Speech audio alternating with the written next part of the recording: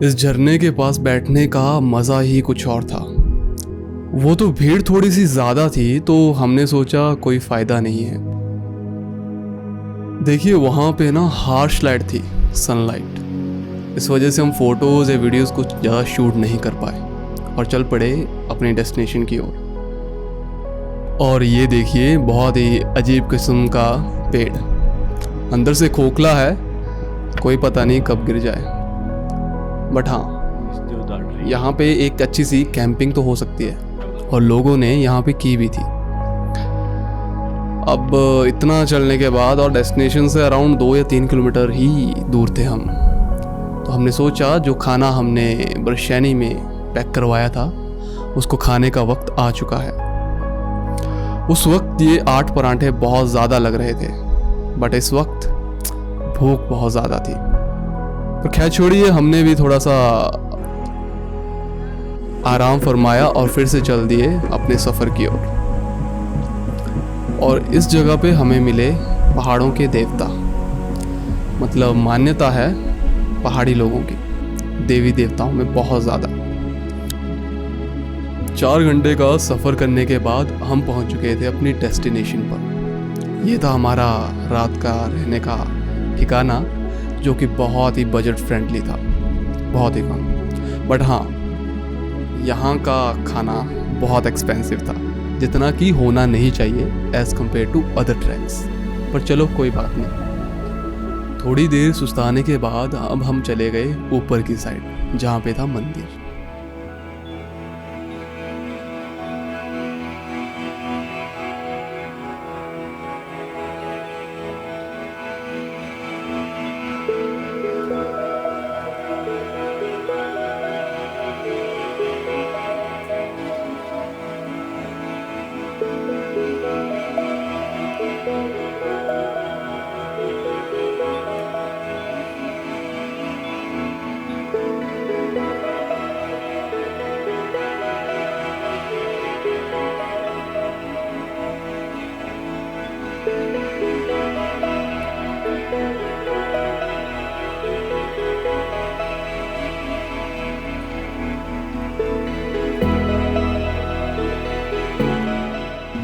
मंदिर के नीचे ही ये जलाशय है, जहाँ का पानी गर्म है, सेम मणिकर्ण की तरह।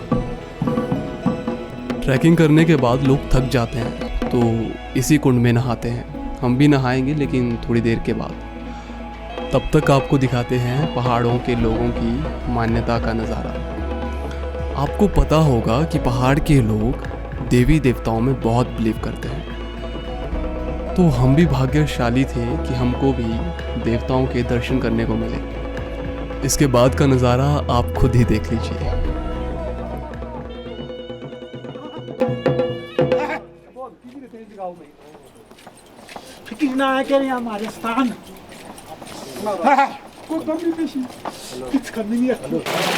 इसके बाद वक्त था हमारे नहाने का। उस कुंड में जाने से पहले आपको बाहर नहाना पड़ता है, यहाँ के रूल हैं। पानी गर्म था तो ठंड का एहसास नहीं हुआ। और कुंड में प्रवेश करने के पहले ये देखिए यहाँ का नज़ारा। यहाँ की बात ही अलग है। आप एक साइड नहा रहे हो और दूसरी ही साइड आपके सामने इतने बड़े बड़े पहाड़। इस जगह की वाइब भी अलग है। पानी से निकलने के बाद बॉडी मानो इतनी रिलैक्स हो चुकी होती है कि आपका पैर हिलाने का भी मन नहीं करता। मन करता है कि बस सो जाओ।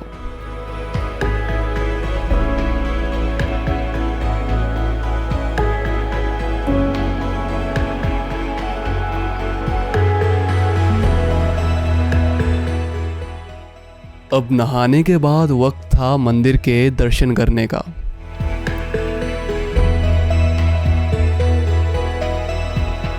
मंदिर से कैंप साइट का नज़ारा कुछ ऐसा है।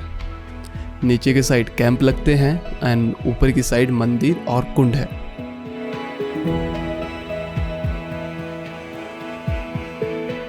दर्शन करने के बाद अब वक्त था इन वादियों का फील लेने का। मंदिर के जस्ट नीचे ही ये जगह थी खाली, क्योंकि अब शाम का वक्त था तो बहुत सारे लोग नहीं आ रहे थे और हम यहीं पे 10 या 15 मिनट लेट गए, क्योंकि हमारा शरीर बहुत रिलैक्स फील कर रहा था, चलने का भी मन नहीं था। तो हमने सोचा यहीं पे थोड़ा सा सुस्ता लेंगे और थोड़ी देर बाद हम चल पड़ेंगे अपने कैंप की ओर। कैंप पहुंचते ही हमें लग रही थी बहुत ही ज़्यादा भूख, पर खाना बहुत महंगा था तो हमने बहुत कम मंगवाया। खाना खाने के बाद थोड़ी सी एनर्जी आ गई थी, बट हाँ, शाम का वक्त तो हो ही गया था तो हम 1-2 घंटे के लिए सो गए। ये था नज़ारा हमारे कैंप साइट से। हमने जानबूझकर कैंप इतना ऊपर लिया था क्योंकि नीचे की साइड बहुत ही शोर शराबा था और ये कैंप अकेली सी जगह पे था। रात हुई, ठंड लगी तो हम चले गए ओनर्स के यहाँ जिन्होंने कैंप लगाए थे। उनके कैंप गर्म थे क्योंकि उन्होंने अंगीठी जला रखी थी। सुबह हुई और सुबह का नज़ारा बहुत सही था।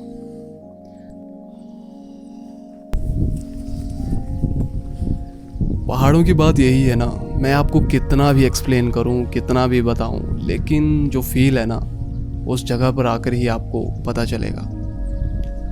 मैं भी यहाँ पे 10-15 मिनट बाहर रहा, इन पहाड़ों को देखा, अच्छे से देखा और फिर चल दिया अपने कैंप की ओर दूसरों को उठाने।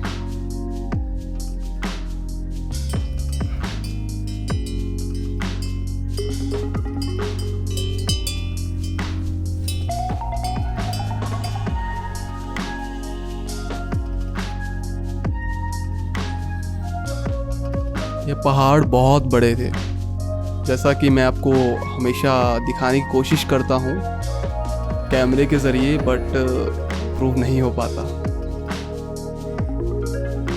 कल पूरा दिन ट्रैक करने के वजह से हमें नींद बहुत सही आई थी। पहाड़ों में ट्रैक करने की खास बात पता क्या है आपको? ये बहुत प्यारे से डॉगी मिल जाते हैं।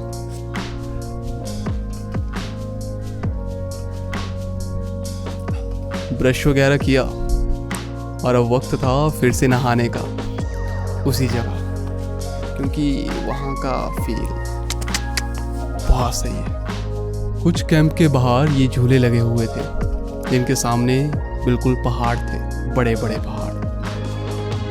5-10 मिनट यहीं पे झूला झूले और फिर से चल दिए नहाने की ओर।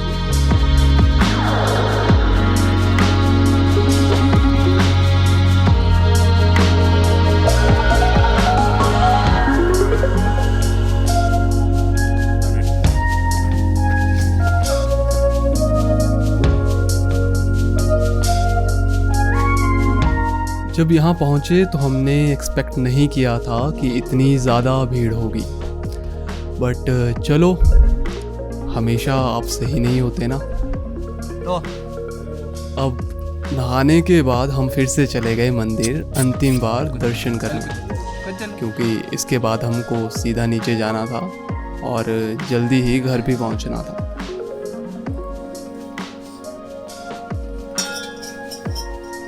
हाँ, वो अलग बात है कि हम घर लेट ही पहुँचे। अब फिर से हम उसी जगह पे बैठ गए क्योंकि इस बार हमारे साथ एक और दोस्त जुड़ गया था। तो हमने सोचा अभी वक्त है तो क्यों ना थोड़ी देर यहीं पे बैठ के मज़ा लिया जाए।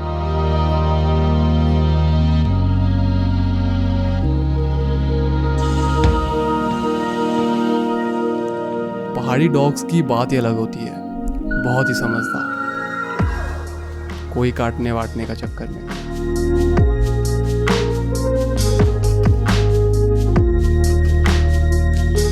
मंदिर से आने के बाद मैं रेडी हुआ, मतलब सब रेडी हुए और थोड़ी देर मैंने धूप सेक ली क्योंकि मैं जल्दी ही रेडी हो चुका था।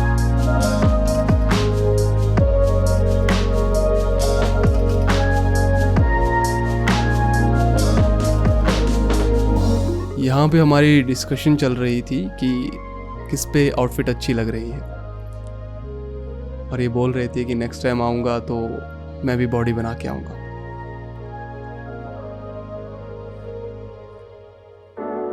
Time to say bye bye to the Anuj camping और एक आखिरी बार इस जगह को देखने का मज़ा।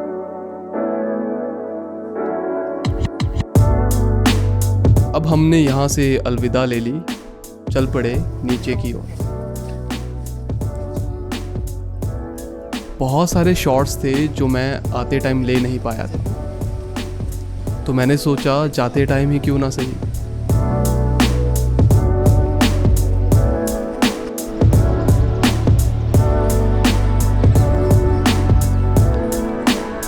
जाते टाइम उतनी भीड़ नहीं थी क्योंकि सुबह का वक्त था। हम करीब 7 या 7:30 बजे के आसपास नीचे की ओर चल पड़े थे। एनर्जी बहुत थी तो थोड़ा फास्ट चल रहे थे।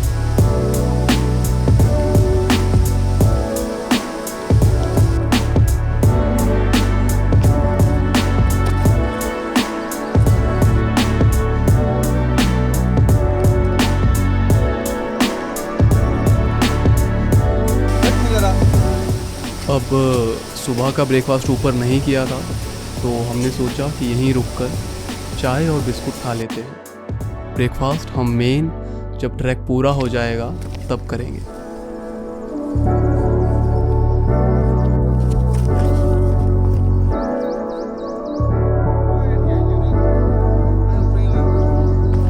हमें नीचे जाने की जल्दी थी तो हमने स्पीड भी उसी हिसाब से रखी थी।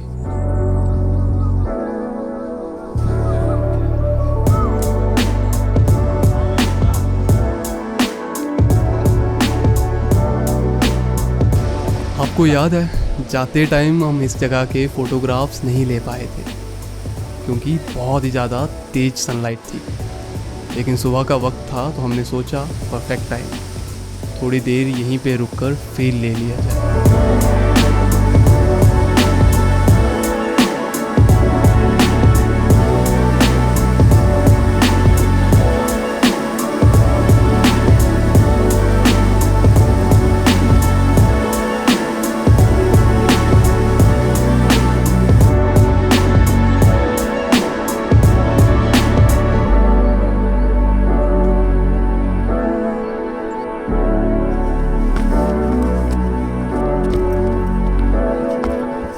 बीच रास्ते में हमने रियलाइज़ किया थोड़ा ज़्यादा ही फास्ट चल रहे हैं।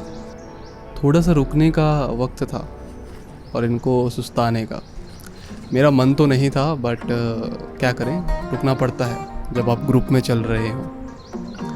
तब तक मैंने भी थोड़ी सी स्ट्रेचिंग की, बॉडी को थोड़ा सा रिलैक्स किया और जाके बैठ गया अलग सा। थोड़ी देर मेरे साथियों का वेट करने के बाद हम फिर से चल पड़े।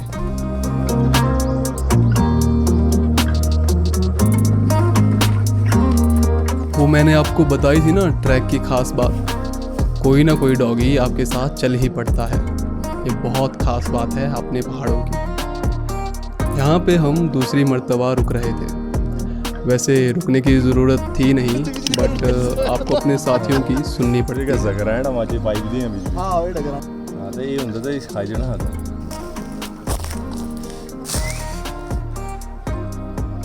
यार पिच्छु बूटी मिली, ट्रैक के एंड में आ गए बट मैंने एक बार भी व्लॉगिंग नहीं की। आई थॉट कि दिस इज़ द एंड मुझे एक नाइस सी स्पीच देनी चाहिए थोड़ी सी। अभी बैठ ही रहा था और ये बिच्छू बूटी लगी हाथ में। इसमें खारिश नहीं कर सकता, अदरवाइज़ ये बढ़ जाती है। और सो ओवरऑल ट्रैक बहुत ही अच्छा था। तो अभी कुछ आ नहीं रहा, तो घर जाके जब एडिट करूँगा इस वीडियो को तो मे भी कुछ अच्छा कुछ बोलूँ।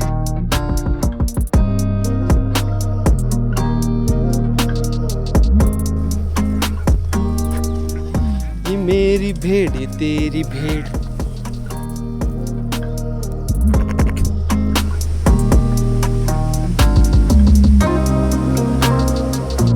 और ये थोड़े से बिहाइंड द सीन्स जो कई लोगों को पता नहीं चलते।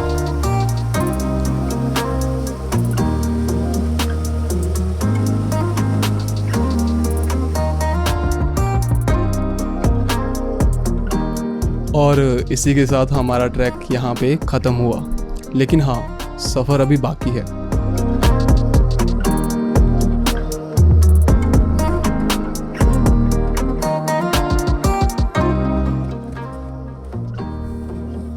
और फाइनली हम पहुँच गए अपनी बाइक्स के पास। जाते टाइम हम रुक गए मणिकर्ण, क्योंकि इस जगह पे हम पहुँचे थे रात को और सुबह जल्दी ही निकल गए थे।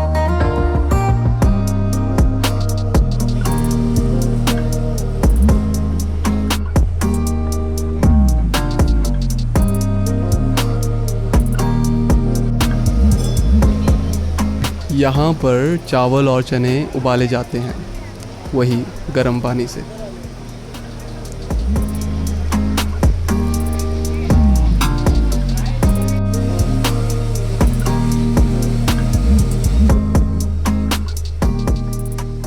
इस जगह की मान्यता ये थी कि आप नंदी के कान में कुछ बोलेंगे और आपकी मनोकामना पूरी होगी। हमने भी कुछ बोला, अब देखते हैं कि कब पूरा होगा। जब पूरा होगा तो आपको पता चल जाएगा। मणिकर्ण से निकलने के बाद घर को जाते टाइम हमने सोचा हाईवे से ना होकर लिंक रोड से जाया जाए, जो कि शॉर्टकट था। और बीच में हमें दिखाई दिया देवताओं का मेला। अब ख़ास बात यहाँ पे ये हुई कि आते टाइम बीच में कोई बारिश का मौसम नहीं था, लेकिन जब यहाँ पे देवता इकट्ठे हुए मौसम अचानक से बदल गया। अब कहने के लिए कोइंसिडेंस हो सकता है या आस्था, लेकिन हमें बारिश के चलते यहाँ पर 2 घंटे वेट करना पड़ा, जिसकी वजह से हम घर के लिए लेट हो गए। बारिश तो रुक गई, लेकिन रात बहुत हो चुकी थी और इससे आगे हम शूट ही नहीं कर पाए, तो हमें व्लॉग की समाप्ति यहीं पे करनी पड़ी। अंत में मैं ये कहना चाहूँगा, कितने दुख हैं इस जीवन में, पर सफ़र पर निकल के देखो कितनी खुशियाँ हैं। इसी के साथ मिलते हैं अगले सफ़र पर जल्द ही। धन्यवाद।